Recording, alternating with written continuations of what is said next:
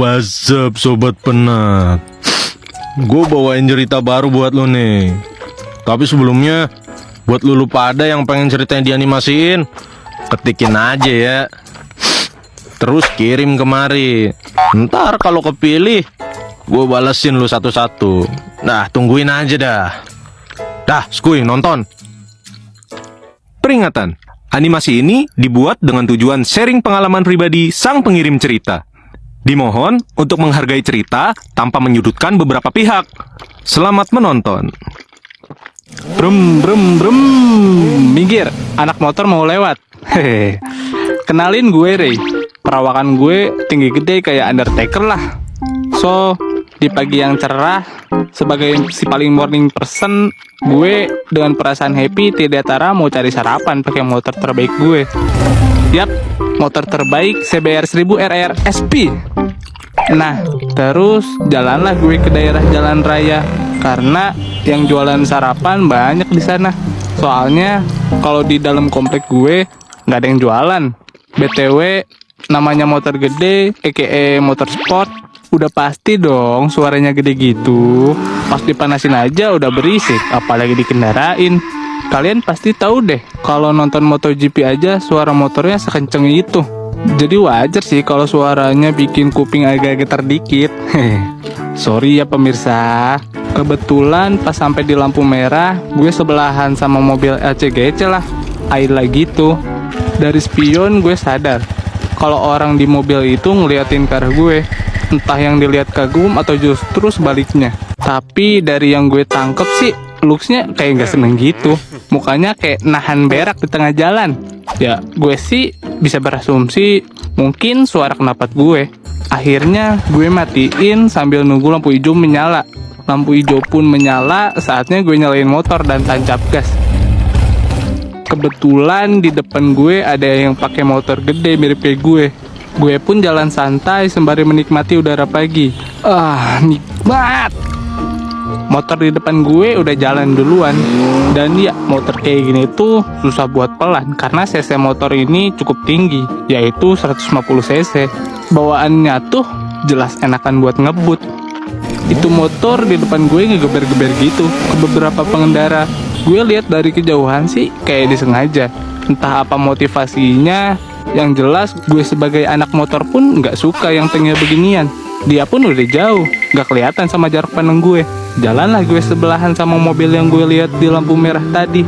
Dan gue lanjut jalan ngedulin mobil itu. Seketika kok ada yang aneh. Dari arah belakang, gue ngedengar ada suara klakson. Tinton tinton din din din din din din din din din. Berisik banget dah. Gue liatlah dari spion. Dan ternyata mobil tadi ngelaksonin gue cuy. Gue pun melipir ke kiri dikit.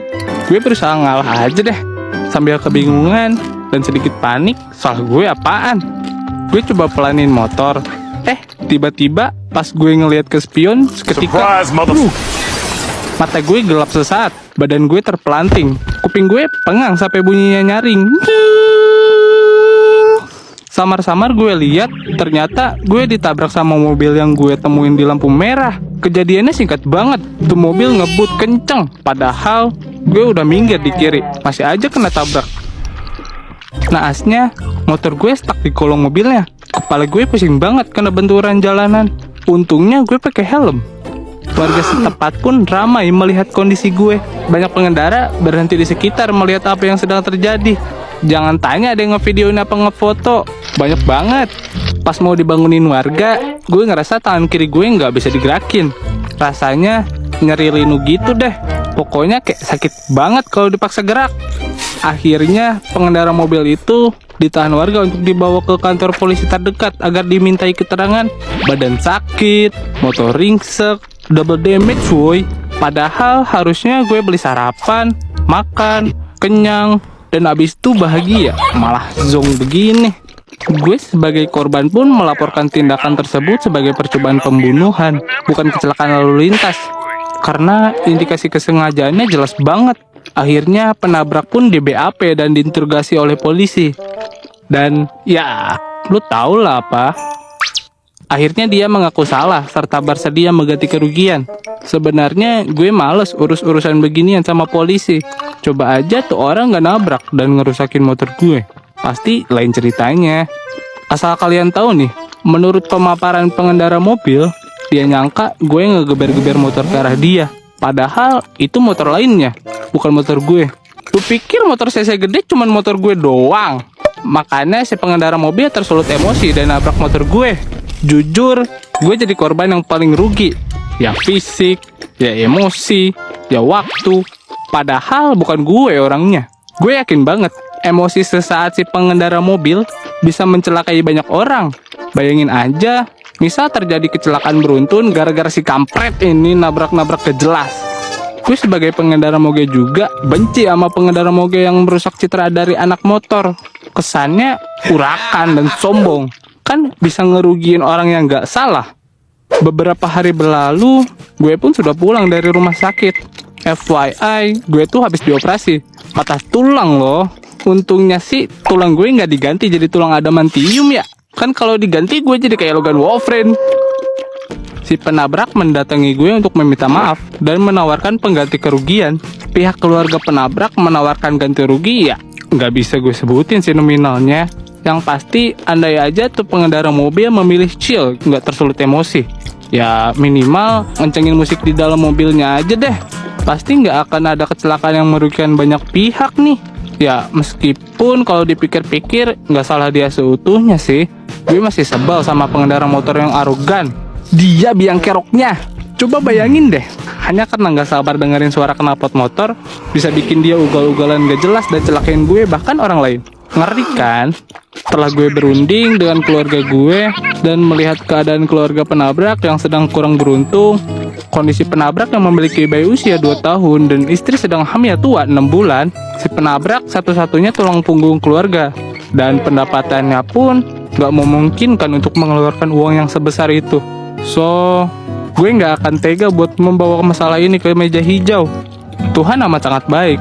Gue masih diberi hidup setelah kejadian mengerikan kemarin. Ya sebenarnya sih sakit juga ya patah tulang. Tapi gue yakin insya Allah bisa pulih beberapa bulan ke depan. So, setelah mediasi dan mengambil cara yang selau alias jalan damai untuk menyelesaikan masalah ini, gue gak menuntut si penabrak mengganti rugi seharga motor gue. Cuman gue tetap minta dia bertanggung jawab semampunya aja.